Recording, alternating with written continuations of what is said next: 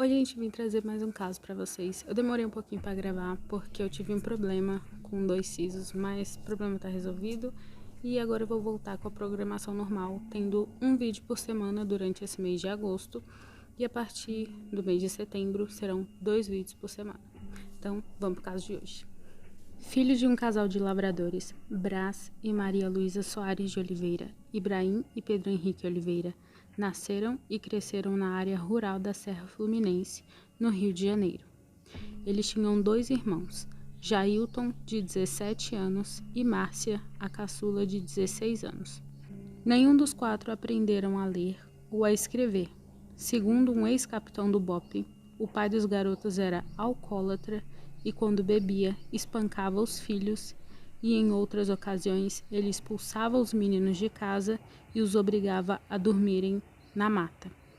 E a partir daqui a gente já pula para os casos, porque não tem muita informação sobre a infância deles, só isso que eu contei para vocês.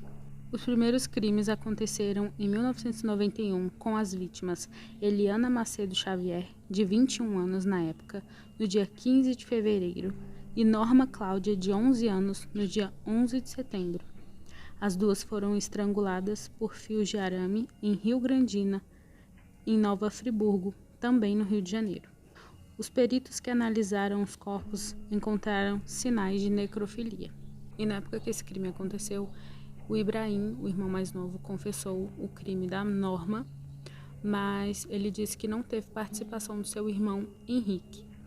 E ele acabou sendo levado para um instituto, onde ele ficou lá até os seus 18 anos. Em um período de tempo depois desses 2 crimes, não houve mais nenhum outro crime relatado sobre esses dois.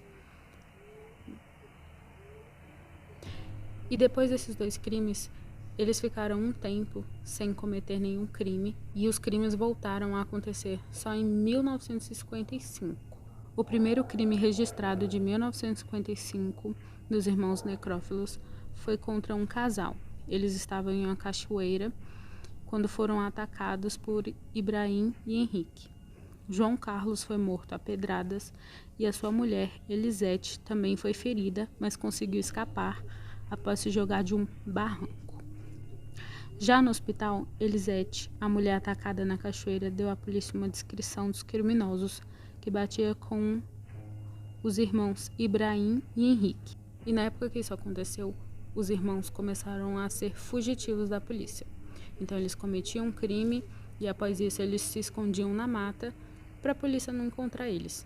Lembra muito o caso do Lázaro.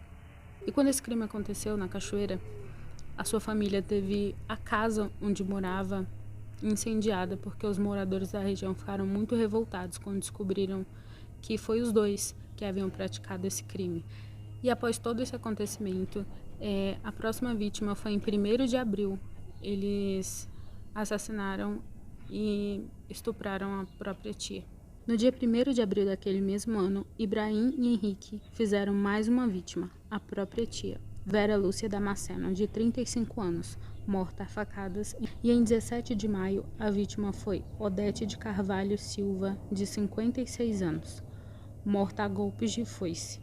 Já no dia 27 de julho, ocorreu mais um assassinato de Iria Moraes Ornelas, de 67 anos, no distrito de Banquete, em Bom Jardim. A vítima foi morta, enforcada pela própria saia na cozinha de sua casa. E em setembro, eles tentaram fazer mais uma vítima, Márcia Cristina de Melo, mas ela estava com alguns parentes na sua casa, 2 mulheres, e ela estava armada com o 38 do seu pai. Então, quando ela percebeu a tentativa de invasão, ela atirou na direção dos 2, mas eles acabaram fugindo. Ao todo, foram 10 crimes cometidos por eles. A caçada pelos irmãos chegou ao fim em 16 de dezembro de 1955.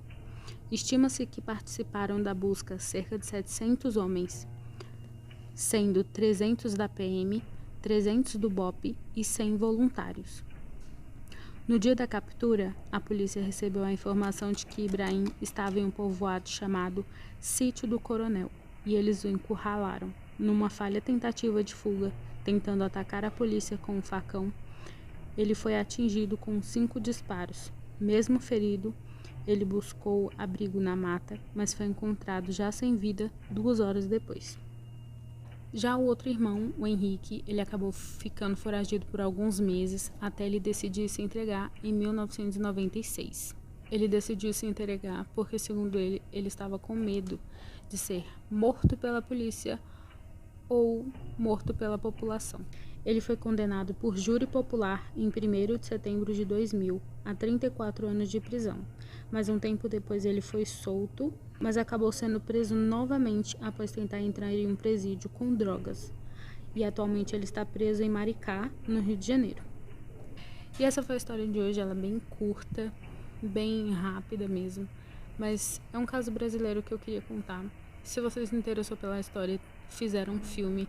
Esse filme é de 2019, o nome dele é Macabro, e ele é baseado na história dos irmãos necrófilos. Mas então é isso, esse foi o vídeo de hoje, espero que vocês tenham gostado muito. Eu vou continuar tentando manter a frequência aqui no canal.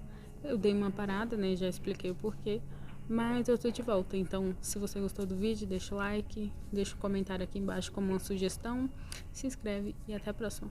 Tchau!